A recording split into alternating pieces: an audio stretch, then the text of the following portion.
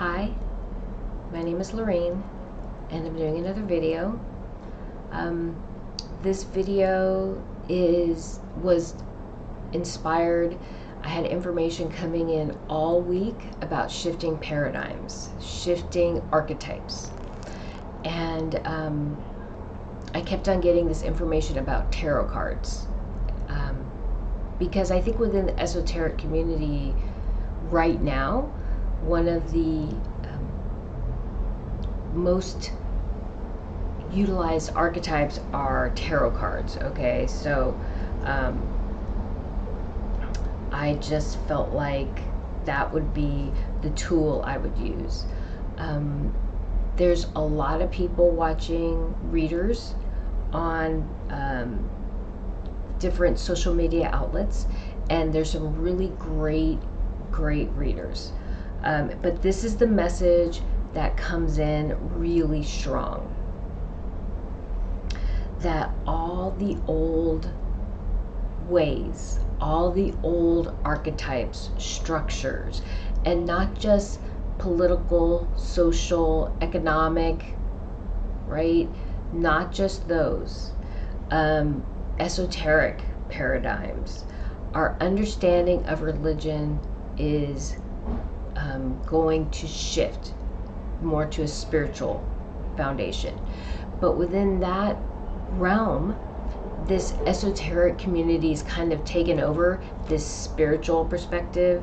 So kind of esoteric has been another word used for spirituality, and that paradigm is going to break down. Also, the reason being is that I've always been guided. I'm going to take this class, I'm going to do this. They're like, no classes. You intuitively go to what you're drawn to. And I'm drawn to nature. I'm drawn to water. I'm drawn to my kids. My kids are great teachers in my life. And I'm drawn to this connecting to the source energy. And I don't want to say meditation, because I do some meditations, different types of meditations, but I would say 95% of the information comes to me while I'm just walking through my day. The most profound messages will come at some point between sleep and awake, whether I'm falling asleep or whether I'm waking up. Or at the end of a meditation, when I'm coming out of out of that place of calmness or quiet. It's not in the calmness or quiet that the information comes in. It's as I'm coming out of it or going into it. And so I think that's really important to talk about, okay? Where our inspiration comes from, where our guidance comes from, at least for me, okay? When we start relying too much on archetypes, we are only working within the structure of that paradigm, within the structure of the thinking that created that paradigm or created that archetype, okay? We are moving into a more expansive state, a more expansive state of consciousness, a more expansive state of awareness, an expansive state of receiving information, and an expansive state of sharing that information. If we believe the only place that we can get information that has value is in a book, or in a card, or in a or from some other person, or from some particular artifact, then we are narrowing our scope of development, of evolution. We're stifling ourselves, okay? Okay, give me a moment. And so we really need to focus on as a whole, who we are, what we're doing, why we're doing it, and what we hope to achieve from those acts. Okay? What has guided us to determine who we are, what we want, what we hope to achieve? All right? What is the foundation of that thing that created our drive, our intention in what we do? Okay?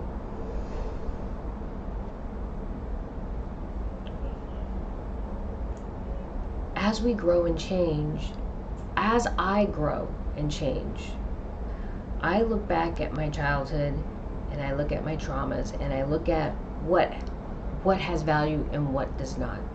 And right now, during the last 6 weeks that I haven't been doing a video, I've had to really think about that. Because there's some things that I'm holding on to that really need to be let go of. I've let go of a lot of things, but there's still more. And I've had to determine what has value.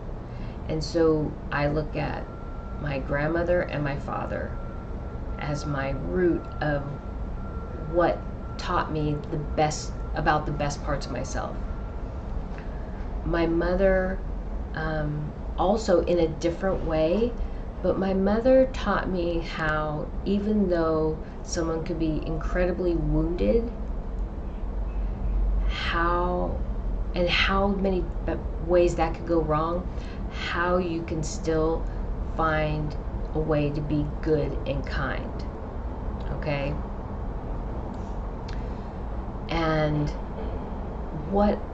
all the negativity, even if there's people that I love dearly in my life who've been there my whole life, who were good to me, how some of those people have toxic tendencies that have become harmful to me today.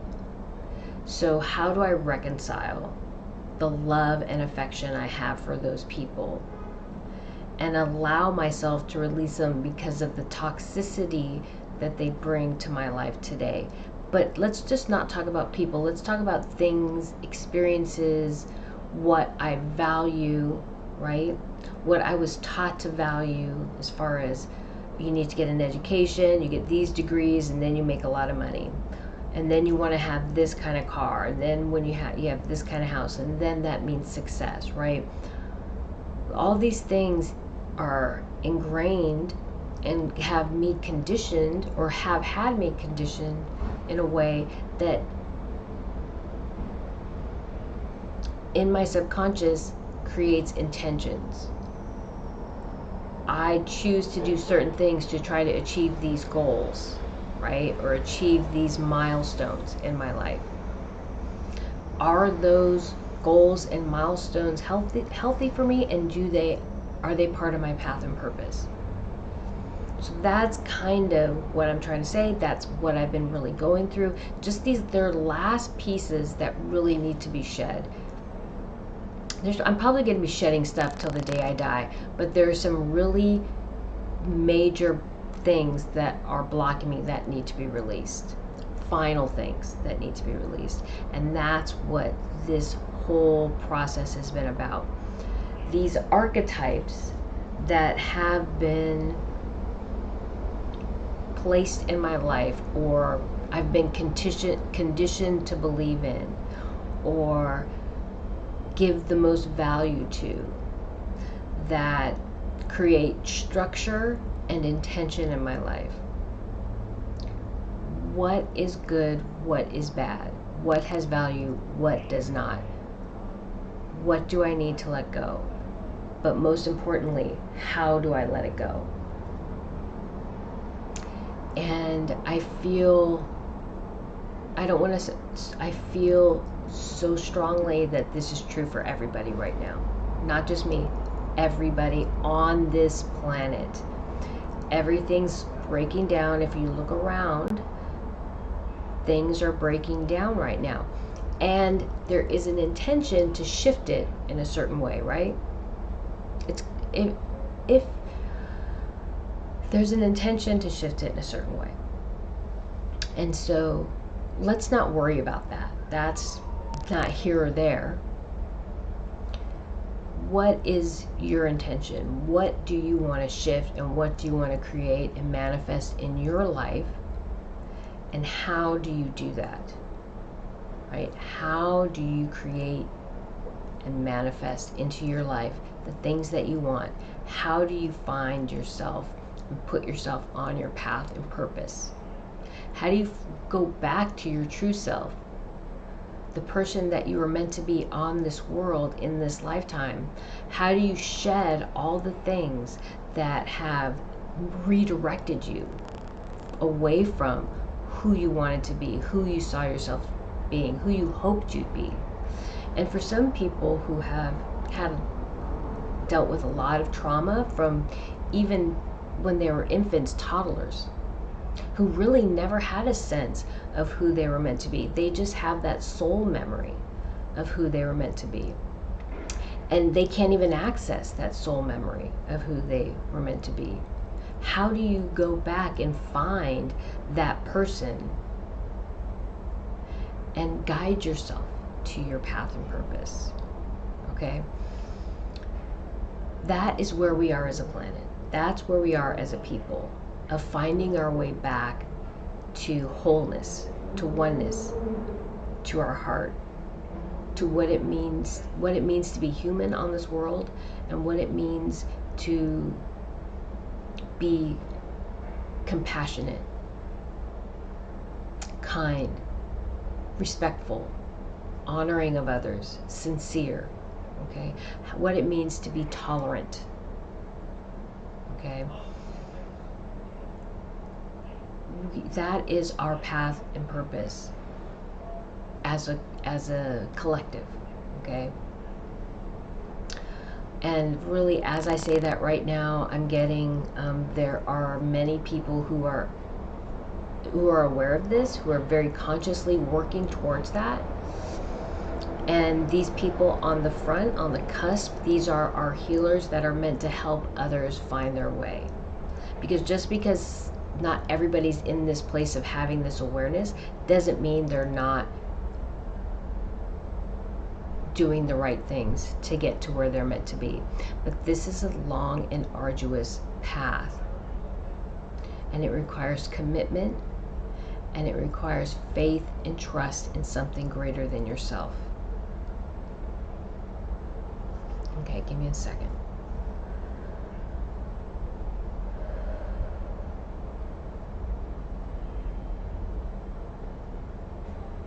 And so I just want to get back to the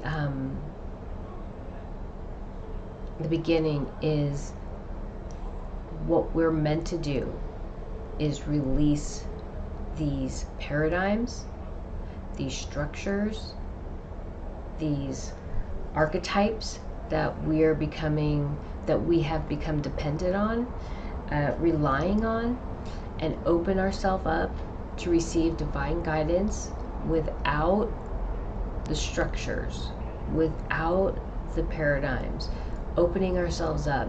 And to me, when I was receiving that information, I started thinking about the clairs, and I started thinking about clairvoyance, the vision. So when you have visions, you have to assign, there's always a symbol.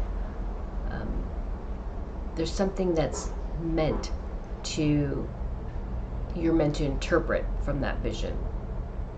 They're not necessarily direct, okay? And so what that told me is, okay, relying on claircognizance and clairsentience, okay? Relying on clairaudience, the things that you don't have to interpret. When I get a feeling and it comes in intuitively, or a knowing, it's just, I know. There's no working it out. They're the two hardest clairs to trust, because there is no vision, right? There's nothing that you have to look at and try to figure out what it means. There's nothing tangible. It just comes in and it's there. but it's the clearest and it is the most straightforward information that comes in from divine guidance. And so that was probably the greatest message. Releasing the paradigms, releasing the structures, releasing the archetypes, and allowing that information, allowing divine guidance to come in from a clear, centered, and balanced place, from a protected place, so you know that information is as accurate as it can be and there's no interference, okay, with that information that's coming in. Receive it, determine what has value, what you can use, and then move forward from that place. Okay? And when I say determine what has value and what can be used, you always have to think about and discern and make sure there is no manipulation, there's no negativity, no unbalanced energy coming in trying to redirect you away, trying to manipulate you. And so it's always important when that information comes in to discern. Always discern. Okay? And so I think that is what's most important, what I want to say. That was what was meant to be said. Okay? Release the structures, release the paradigms, release the archetypes, open yourself up to divine guidance, receive those messages, and utilize them to help you find your path and purpose and create change in a way that is most beneficial for you, and as a result it will be most beneficial for the whole, for the collective, for the community. Okay?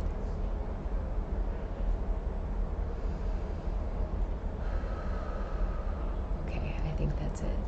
Thank you.